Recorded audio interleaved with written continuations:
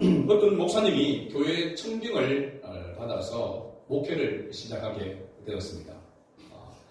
그런데 그 교회 성도들 간에 분쟁이 있었고 그 분쟁으로 다툼이 있었습니다. 그러니 교회 안의 성도들이 사랑이 식어지게 되는 것은 당연한 그런 상황입니다. 그래서 청빙을 받아서 목회를 시작할 때에 가장 중요한 것이 서로 사랑하는 것이다 라고 생각하고 이 목사님이 첫 부임 설교를 서로 사랑하자라고 하는 그런 제목으로 말씀을 증거했습니다. 그래도 크게 반응이 없습니다. 그래서 이 목사님은 다음 주에도 똑같은 본문과 똑같은 주제로 똑같은 내용으로 설교를 한 것입니다. 서로 사랑합시다 라고 이렇게 설교를 했습니다. 그리고 셋째 주일도 역시 똑같은 본문과 똑같은 제목으로 똑같은 내용으로 반복을 이렇게 한 것입니다. 그러자 이제 두 번까지는 참아줄 수 있는데 세 번까지 똑같은 설교를 이렇게 하니까 이제 성도들이 수군거리기 시작을 한 겁니다. 그래도 마지막 네 번째 주일까지 역시나 똑같은 본문과 똑같은 주제로 제목으로 그리고 똑같은 내용으로 설교를 한 것입니다.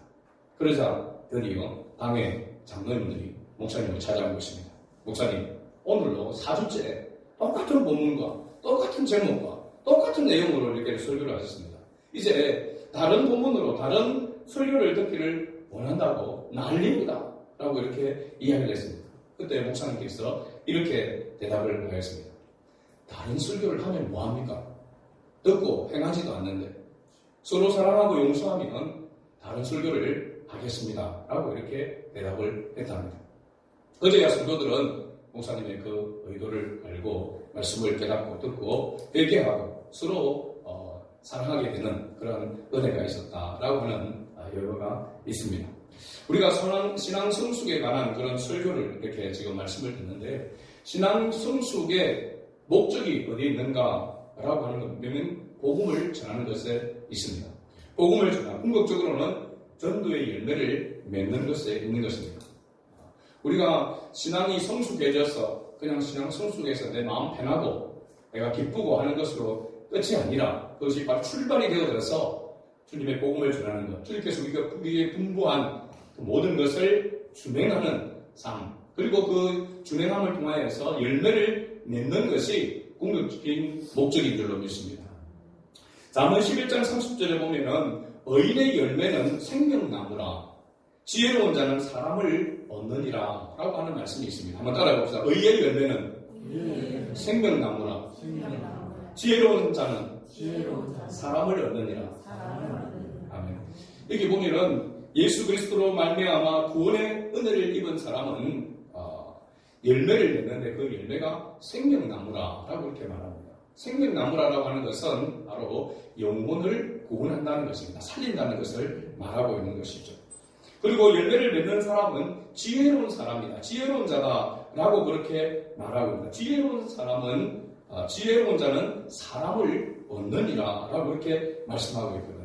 그래서 지혜로운 자가 사람을 얻는다고 할 때 이 지혜로운 자는 어떤 사람인가라고 이렇게 보면은 우리가 잘 아는 마태복음 7장 24절 말씀 보면 예수님께서 이렇게 말씀하셨습니다. 마태복음 5장, 6장, 7장은 예수님께서 산상에서 산위에서 제자들과 사람들에게 설교한 산상수훈의 내용이죠. 이제 마지막 부분, 결론적인 것 부분에 와서 마태복음 7장 24절에 그러므로 누구든지 나의 이 말을 듣고 행하는 자는 그 집을 반석 위에 지은 지혜로운 사람 같으리니 라고 했습니다. 그러니까 하나님의 말씀, 예수님의 말씀을 듣고 그 말씀을 따라 행하는 사람은 그 기초를 집을 지을 때 그 기초를 반석 위에 돌 위에 짓는 사람이다. 지혜로운 사람과 같다라고 이렇게 말하고 있습니다. 그러나 하나님의 말씀을 듣고 행하지 않는 사람은 반대로 모래 위에 집을 지은 사람이다. 그래서 창수가 나고 바람이 나면 그 무너짐이 심하니라 라고 그렇게 말씀하신 것을 봅니다. 그래서 예수님께서 이 비유를 들어서 이야기하고 있을 때에 지혜로운 사람은 어떤 사람인가 라고 보면은 지혜로운 사람은 기초를 어디에 두었다고요? 반석 위에 집을 지었다라고 했습니다. 기초를 반석에 두었다. 이 기초를 반석에 두었다라고 하는 것은 곧 뭐냐면 그 믿음의 뿌리를 예수님께 두었다는 것입니다. 반석이신 예수님께 그 예수님을 거기에 뿌리를 두었다라고 하는 것입니다. 거기에 기둥을 세웠다라고 하는 거죠. 이 말은 지혜로운 사람이라고 할 때는 그 사람은 예수님께 소속된 사람이다 라고 그렇게 말할 수 있는 것이죠. 지혜로운 사람은 소속 자체가 뿌리가 예수님께 박혀있고 예수님께 속해 있는 사람이 바로 지혜로운 사람이다. 그러니까 지혜로운 사람이 예수님께 속해 있으니까 무슨 열매를 맺는다는 겁니까? 생명의 열매를 맺는다는 겁니다. 예수님 자체가 내가 길이요 진리요 생명이니라 했습니다. 예수님께 붙어 있으면 예수님과 함께하면 예수님이 원하시는 생명이 열매가 맺어진다고 하는 것이죠. 우리가 예수님께 뿌리를 두고 그 믿음으로 예수님의 말씀을 따라서 순종하며 살아가게 되면 예수님이 기뻐하시는 바로 생명의 열매, 구원의 열매를 맺을 수 있다라고 이렇게 말하고 있는 것입니다. 그러니까 가장 중요한 것은 우리가 어떻게 열심을 다했느냐라고 하는 것이 중요한 것이 아니라 어디에 소속되어 있는가, 어디에 뿌리를 두고 있는가라고 하는 것이 더 중요하다는 겁니다. 예를 들면 내가 살아가는데 열매가 신동치 않아, 잎만 무성한 무화과 나무 가운데 있다라고 이렇게 본다고 한다면 우리가 그 뿌리를 제대로 주님께 두고 있지 못한 까닭이라고 말할 수 있습니다.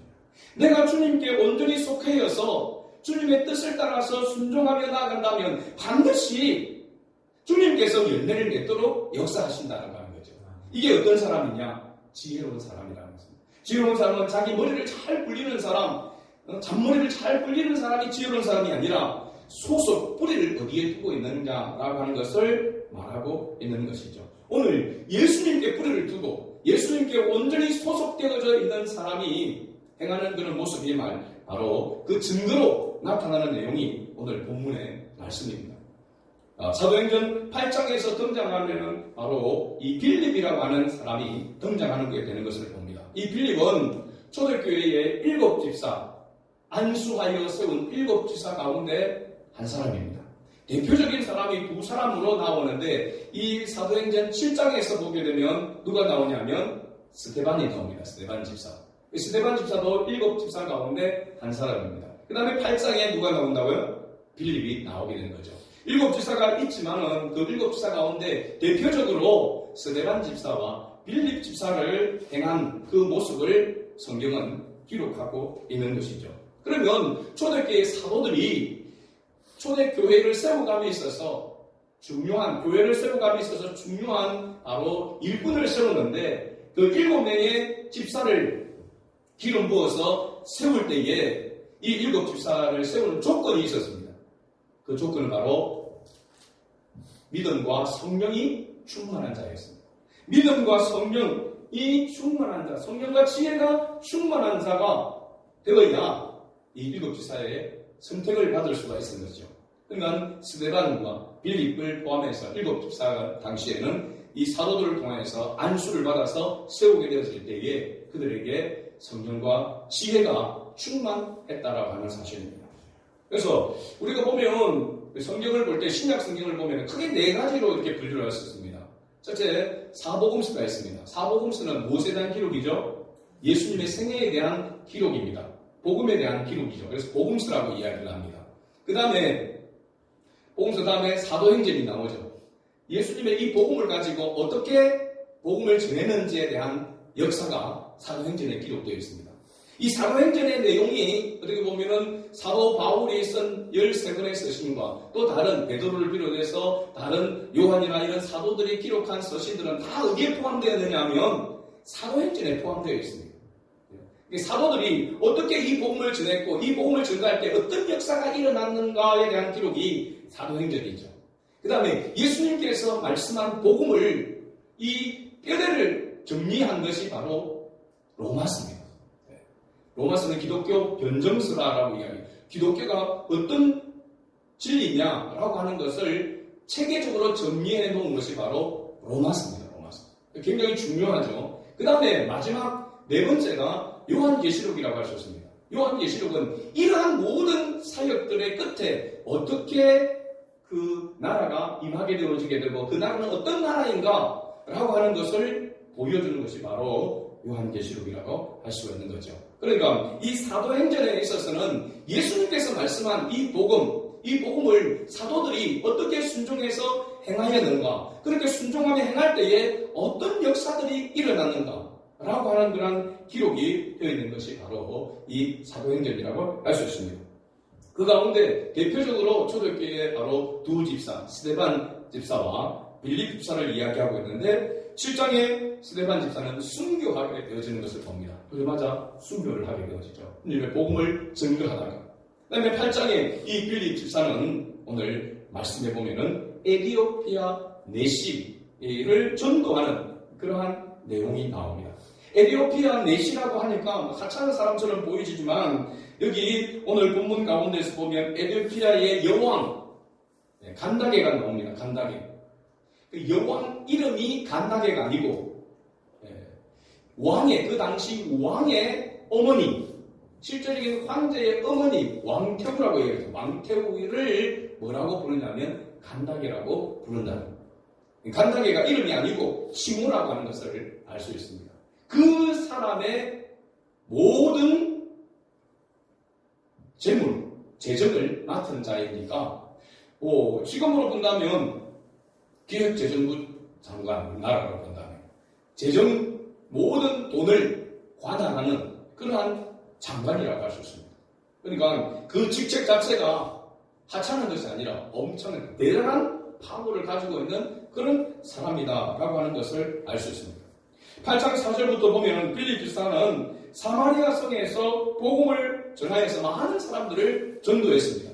놀라운 그런 역사가 나타나게 되어진 거죠. 그리고 오늘 26절에 보면 주의 사자가 빌립의 집사에게 말하기를 남쪽으로 향하여 예루살렘에서 가사로 내려가는 길까지 가리니 그 길은 광야라라고 이렇게 이야기합니다. 주의 사자가 빌립으로 향하여 말하기를 이 광야로 내려가라 라고 이렇게 이야기를 한답니다. 그 광야로 내려가라고 하는 말대로 순종하여 가니까 에디오피아 여왕 간다게의 국고를 맡은 바로 내시를 만나게 된 것입니다. 이거 내시가 예배하러 예루살렘으로 왔다가 돌아가는 그런 길이었습니다. 그런데 그 내시가 소리를 타고 가면서 누구의 글을 읽고 있었습니까? 선지자 이사야의 글을 읽고 있었습니다. 그 이사야 선지자의 글은 이사야서 53장 7절과 8절에 있는 말씀입니다. 오늘 본문에 우리가 나와 있는 32절과 33절 말씀이 바로 이사야서 53장 7절과 8절에 기록되어 있는 말씀입니다. 29절 오늘 본문 8장 29절에 보면 성령이 빌립더러 이르되 이 수레로 가까이 나아가라 하시거늘, 그러니까 30절에 빌립이 달려가서 선지자 이사야의 글을 읽는 것을 듣고 말하되 그 내시에게 이야기합니다. 읽는 것을 깨닫느냐라고 이렇게 물었습니다. 31절에 대답하되 지도해주는 사람이 없으니까 어찌 깨달을 수 있느냐 하고 빌립을 청하여 수레에 올라 같이 앉으라 했습니다. 빌립 집사가 이사야 선지자의 글의 내용을 설명하면서 예수를 가르쳐 복음을 전하니까 그 내시가 비로소 그 말씀을 깨닫고 물이 있는 시내가를 지날 때에 자기가 세례받기를 빌립 집사에게 청합니다. 그러니까 빌립 집사가 이 내시에게 세례를 베풀게 되었습니다. 빌립이 에디오피아 여왕 간다게의 모든 국고를 맡은 이 내시를 전도하여 세례를 베풀게 된 사건을 보시면은 생명의 열매를 맺도록 역사하시는 분이 배후에 있다라고 하는 것을 분명히 밝히고 있는 것입니다. 생명의 열매를 맺도록 역사하시는 분은 바로 성령이십니다. 성령. 하나님의 영이신 성령입니다. 그래서 처음부터 보면은 주의 사자가, 이 주의 사자는 바로 성령을 말하고 있습니다. 그리고 성령이 빌립에게 말했다고 했습니다. 사도행전에서 예수님의 제자들을 비롯해서 초대교회 7 집사들은 모두 성령의 충만함을 입고 주의 복음을 전했다라고 하는 사실입니다. 그리고 이 성령의 충만함을 받은 사람들의 특징을 보니까 하나같이 특징이 있는데 따라합시다. 순종했더라. 네. 성령이 이끄신 대로, 성령이 말씀하는 대로 즉시 순종했습니다. 오늘 본문의 말씀 보면 빌립 집사에게 이르는 수레로 가까이 나아가라고 하니까 빌립이 달려갔다라고 했습니다. 즉시 순종했다라고 하는 것을 말해주고 있습니다. 하나님께서 성령께서 말씀할 때에 즉시 순종했다라고 하는 것입니다. 이게 성령 충만하다라고 하는 증거인 것입니다. 그러므로 성령 충만과 신앙 성숙의 척도는 어디에 있는가라고 하면 순종에 있다라고 하는 것을 알 수 있습니다. 우리 장로님 기도할 때도 순종에 대한 그런 부분을 이야기했지만 그렇습니다. 우리가 신앙생활하는 가운데 우리의 신앙이 얼마나 성숙되는가, 얼마나 우리가 주님의 뜻을 따라서 나아가는가라고 하는 우리 자신을 살펴보면서 내가 얼마나 주님의 말씀에 순종하는가, 여기에 신앙이 내가 지금 어느 정도 신앙이 세워져 있고 신앙이 성장해 가고 있다, 아니다라고 하는 것을 알 수 있는 척도가 되는 것입니다. 오늘은 많은 우리 그리스도인들이 왜 신앙이 성숙이 일어나지 않는가? 말씀을 듣고도 순종하지 않습니다. 제가 우리 목사님들한테도 여러 번 그런 이야기를 하지만 너무 설교를 자주 성도들이 듣고 너무 설교가 교회 안에 사실 많습니다. 주일 오전 설교하고 주일 오후 설교, 돌아서서 새벽과 그 다음에 또 수요, 어떤 때는 금요일도 하잖아요. 설교를 듣고 돌아서서 들었던 말씀을 생각할 여력이 없습니다. 설교 제목조차 기억이 안 납니다. 대부분의 성도들이 오전에 예배를 드리고 오후에도 예배를 드리는 교회들을 보면은 오후에 예배까지 듣는 사람 오전에 설교 제목 기억 못합니다. 설교를 들으면은 그 전 직전의 설교 제목조차도 기억이 안 난다는 겁니다. 그런데 어떻게 주님의 말씀에 순종할 수 있습니까? 신앙이 성숙될 수가 없는 구조입니다, 사실은. 저도 그렇게 이야기합니다. 그래서 제가 지금 성경을 통독하는 이유도 있습니다. 왜? 설교를 많이 안 하려고 합니다. 아, 목사님 설교하기 싫으니까 설교를 듣게 해요. 아닙니다. 설교를 묵상할 수 있는 시간을 가지려고 하는 겁니다. 주일 설교를 가지고 일주일을 살아야 합니다. 묵상해야 합니다. 이 말씀을 듣고 이 말씀이 진짜 그러한가? 이 말씀대로 순종해야 되고 어떻게 순종해야 될 것인가? 순종해야 되는데 내 힘으로 안 되니까 하나님 앞에 호흡을 구하는 기도를, 그 말씀을 붙들고 기도해야 하는 것입니다. 씨름해야 되는 것입니다. 갈등해야 되고 씨름해야 되는 겁니다. 그런데 그런 과정이 없이 열매를 바라고 있는 겁니다. 왜 신앙이 성숙하지 않는지, 왜 교회를 10년, 20년 다녔는데도 변화도 없고 내 이 모양이 이거지? 교회 생활에만 익숙해지고 신앙은 성숙되지 않는 그 모습에 딜레마에 빠지게 되는 겁니다. 계속 이렇게 교회를 다녀야 되나? 계속 이렇게 신앙생활을 해야 되나? 여러분들은 그런 갈등을 느낀 적 없습니까? 이렇게 어떻게 보면 매너리즘에 빠져서 이렇게 계속해서 신앙생활을 해야 되는가? 여러분 그런 갈등이나 그런 것도 없다고 한다면 심각한 영적인 침체에 있는 것입니다. 매일매일 어떻게 보면 매주마다 우리는 이런 갈등이 있어야 합니다. 내가 주님의 말씀을 받아서 이 말씀 가운데 얼마나 내가 순종하며 살아가고 있는가? 얼마나 주님이 기뻐하시는 열매가 맺어지고 있는가? 그런 가운데서 그렇지 못할 부분을 보면 가지고 회개하면서 왜 내가 하나님의 말씀에 온전히 순종하지 못하는가? 하나님의 말씀에 순종하면 평안이고 하나님의 말씀에 순종하면 기쁨이 있고 감사가 있고 찬양이 넘치게 되는데 왜 나에게 짜증과 원망과 불평이 가득한 그런 삶이 되는가? 그것은 하나님과의 관계 가운데에서 분명히 뭔가가 가로막혀 있기 때문에 그렇지 않겠습니까? 순종하지 못하는, 하나님의 뜻대로 순종하지 못하고 내 마음대로 살아가려고 하는 그 마음이 강하게 있기 때문에 그렇습니다.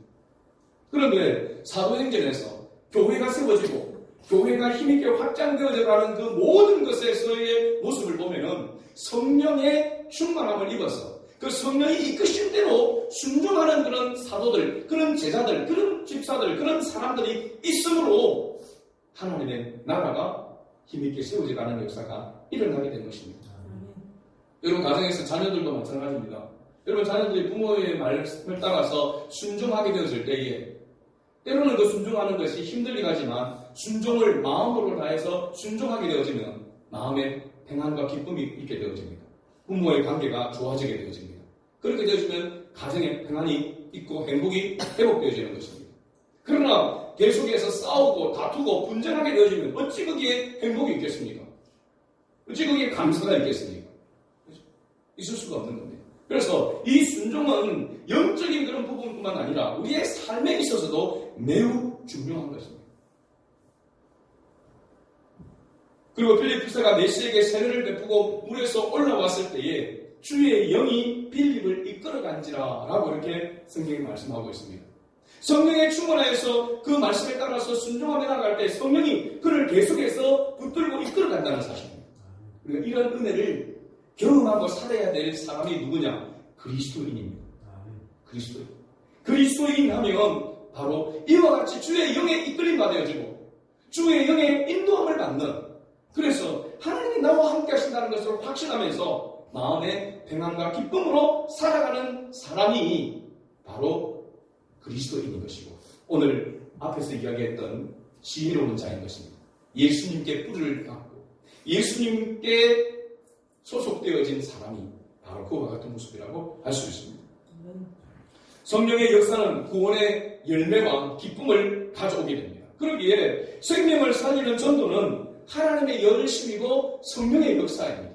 그래서 우리가 사도행전을 성령행전이라고 이야기하는 이유는 바로 여기에 있는 것입니다. 성령의 역사가 필요한 겁니다. 우리는 이 과정들을, 성령의 충만함을 입는 이 과정들을 자꾸 뒤로 하고, 왜 이렇게 신앙생활하는데 기쁨이 없지? 왜 이렇게 신앙생활하는데 믿음이 자라가지 않지? 왜 신앙생활하는데 이렇게 마음이 편안이 없지? 그렇게 이야기합니다.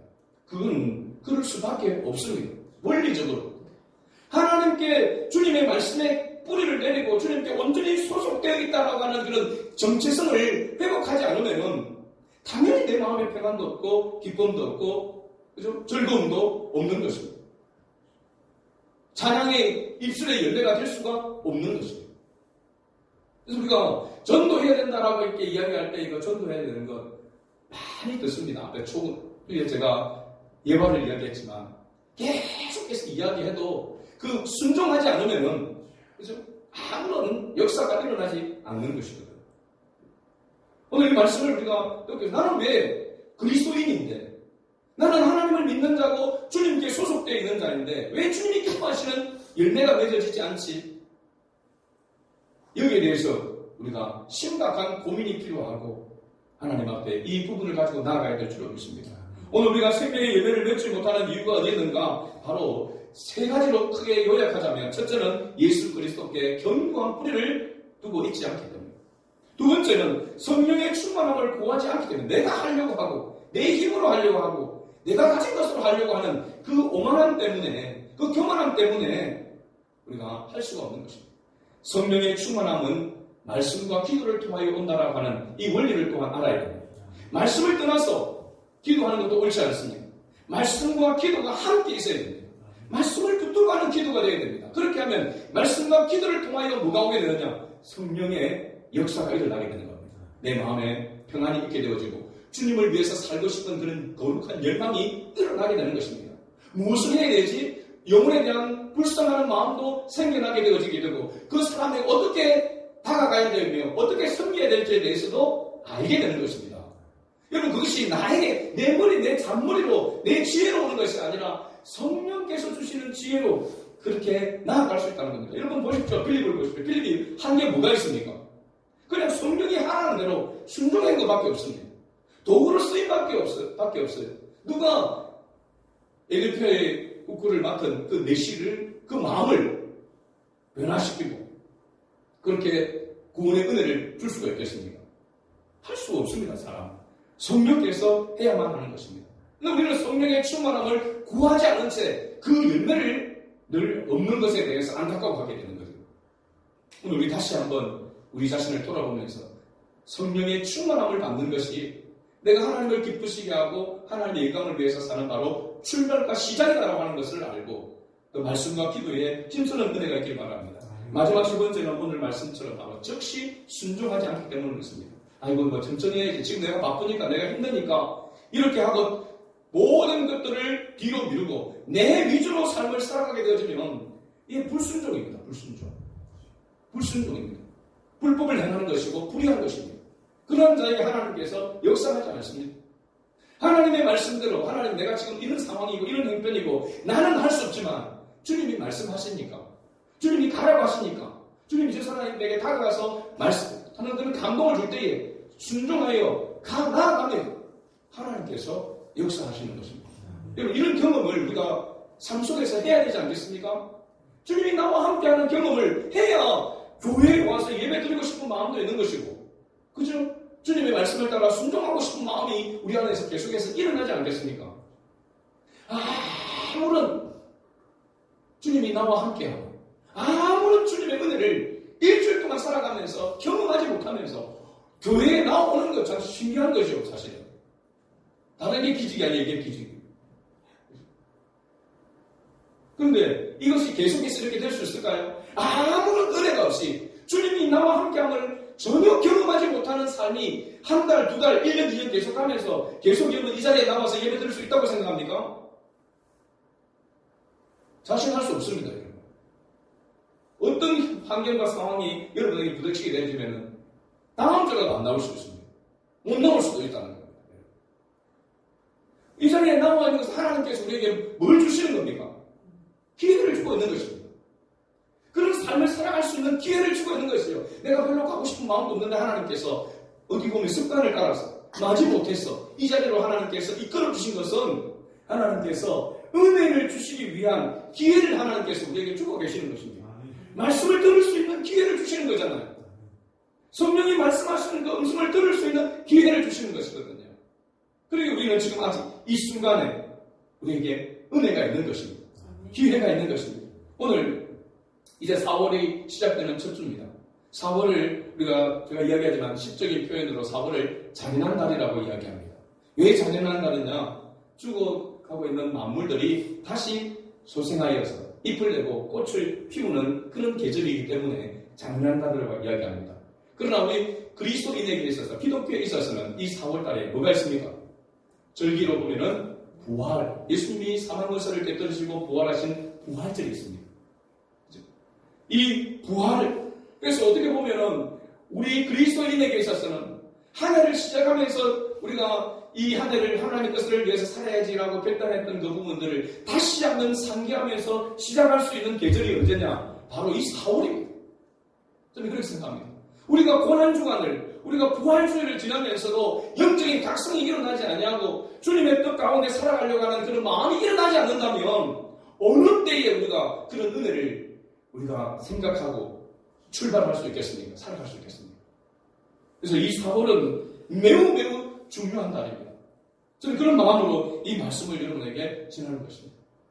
다음 주일, 종려주일, 그 다음 주 부활주일, 이런 속에서 여러분 우리가 복음에 대한 말씀을 나누게 될 것입니다. 우리가 이 달에 이 은혜로 다시 충만하여서 우리가 말씀에 따라서 순종하며 나아간다고 한다면 반드시 하나님은 지금도 하나님은 살아계셔서 역사하시는 분이시고 그러한 자와 함께 하시고 그러한 자를 통해서 능력을 나타내시기를 원하시는 하나님이신 줄로 믿습니다. 우리 가정이 살아나고 교회가 살아나고 지금 나라가 이런 정치, 경제적으로 막 모든 것들이 혼돈되는 가운데 있는데 가장 중요한 것은 우리 자신들입니다.